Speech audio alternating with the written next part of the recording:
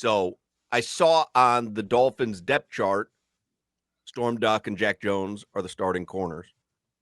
You weren't here yesterday, Crowder. I don't know if you saw it on the text thread. I have placed a parlay for Sunday. Storm Duck and Jack Jones to both have pick sixes. Hawk, that's a terrible bet. $5 pays over $12,000. It better be a lot of money because that's a terrible bet. That's so the best corners in the league get 1-2 pick sixes a year. Both of them are going to get it in the same game. Daniel Jones, Jack Jones has something to prove. I mean, Storm Duck is better than everyone thinks. This to me is almost one of those things that you just can't pass up. I also bet the Dolphins -10. Oh, I don't hate it. Right? Like plus 450, I think. I don't hate it. This defensive front's going to give Daniel Jones hell. We got to stop Jonathan Taylor, but I've been impressed with the linebackers. The new linebackers they have, the linebacking core, so we're not shutting down Jonathan Taylor, but let's keep him under wraps a little bit. And I don't hate that bet.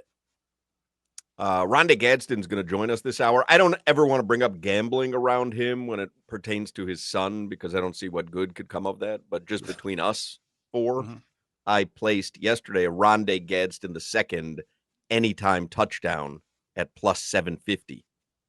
So I bet $50 to win 750. I'm sorry, plus 1,400. So $50 to win 750. Root for OG. He's going to get a touchdown at some point this season. Yeah. So I'm imagining it's going to be around plus 1,400, plus 1,200, as it goes on. So I'm going to bet him a few weeks, anytime touchdown. I would say, let me watch this first game. Because you're going to miss out on $750 if you do. If he's playing 4 snaps a game, I think I'm going to lay off of it a little bit. But no, you're right. I think he gets one sooner or later. Won't be bad. He throw $20-$40 on it, right? Yeah, let it ride. It's like Mervis hitting a home run. All right, let's get headlines here. 15 minutes of Game Day Uncensored, by the way, is brought to you by the Lexus Golden Opportunity Sales Event. Get offers on select models now through September 2nd, which is today, by the way. Learn more at Lexus.com. I don't know if you saw Pro Football Talk, Mike Florio. He came out with his power rankings for week 1. He has the Dolphins 29th out of 32 teams in the NFL. I'll tell you this, because I've been to a lot of camps. I've been coming on air from everywhere. The Dolphins are not respected in the NFL right now. Not at all. No. Not at all. 29th? You're telling me there's 28 better teams in the NFL than the Dolphins?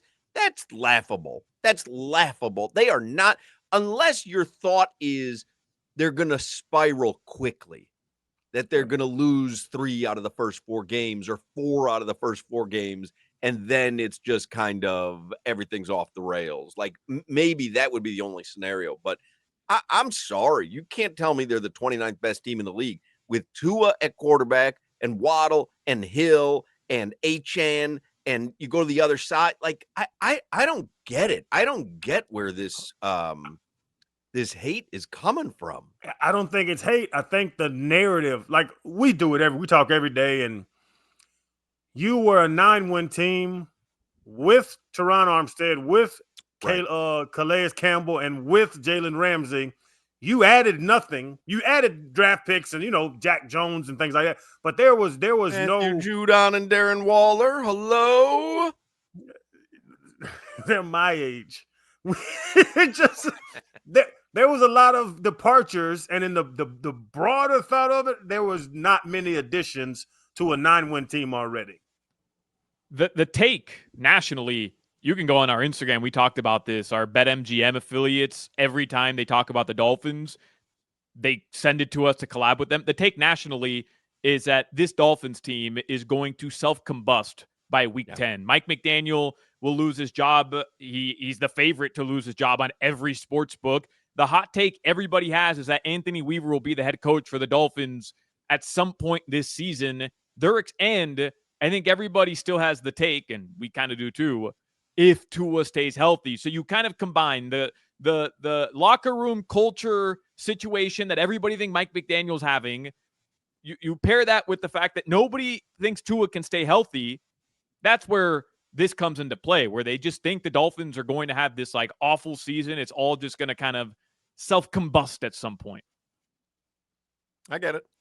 I get that being the notion, but still to say that they're the 29th best team in the NFL start the season seems it's ridiculous. An easy take, but it's an easy take to have, in my opinion. Sure, like, sure. they heard about, which is why, I'm fine with somebody thinking that the Dolphins aren't going to compete with the top teams in the AFC. And I'm fine with people not being convinced that Tua can stay healthy. Like, those two things to me are fair criticisms of the team, but they're not paying attention to who the Dolphins drafted. They don't know about the Dolphins' talented front seven, one of the deepest units in the NFL, in my opinion.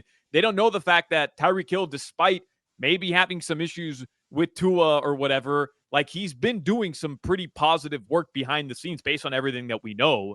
They're just leaning into like the easy headline material to base what they think is going to happen with this team. But who's our stars? Tyreek Hill. For me, Storm Duck and Jack Jones. I got them as the next Sam and Pat. I'm telling you, there's no Storm and Sam Jack, Howell and Pat White. Don't misedit me next time. There's no Bradley Chubb can play. He was hurt. Everybody knows Jalen Phillips can play. He gets hurt. Yeah. Chop Robinson, he's up and comer, but he's not proven in the league right now. I'm going to let you know we love Zach Sealer. There's no Steelers jerseys getting sold in the NFL shop. Yeah. Like if you just look, like you're saying, closer to we're inside of it and we know more than other people. But if you look at this team, okay, Tyreek's going crazy. He already quit on the team last season. Tua was about to get hurt, and they really have nobody on defense.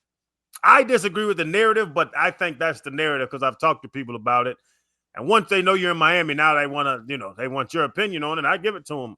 I tell them too. I'm like, listen, I'm not saying they're beat the Buffalo Bills and KC, but the Titans and those guys they're not below. Who's the three below them, Hawk? That's crazy. The Titans, I swore you were going to say in the teens. No, and they belong in the teens. The three teams below them are the New York Giants at 30, Cleveland Browns 31, and New Orleans Saints at 32. Crazy. And they're the fourth worst. The AFC South is garbage. But it's amazing disrespect towards Tua as well. But Pro Football Talk, correct me if I'm wrong, that's Mike Florio. Yeah. I think they're historically not Tua guys.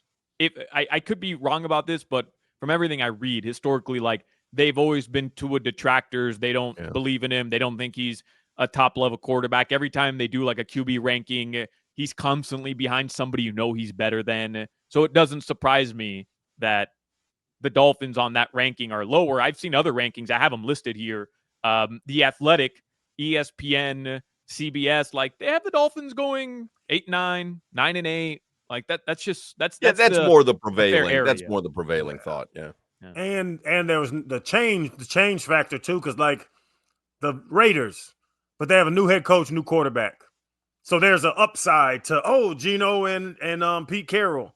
There's that upside other places where I guess in Miami it's just we've watched this team for 4 years. We watched McDaniel and Tua for 4 years. They haven't done anything, so why are they going to do something now? And they lost talent and didn't add any talent. Anyway. Storm Duck and Jack Jones, Hawk, I got you. But why when Jalen Ramsey leaves, like Jalen Ramsey, he leaves, and not that he's like specifically calling out anybody by name, but he's making it known like he didn't like the culture with the Miami Dolphins. He didn't think it was a winning culture. Why do people like believe Jalen Ramsey's right? I mean, this is a guy who. Because they like to hate on the Dolphins. I'm with you. It's that confirmation bias thing, which is weird.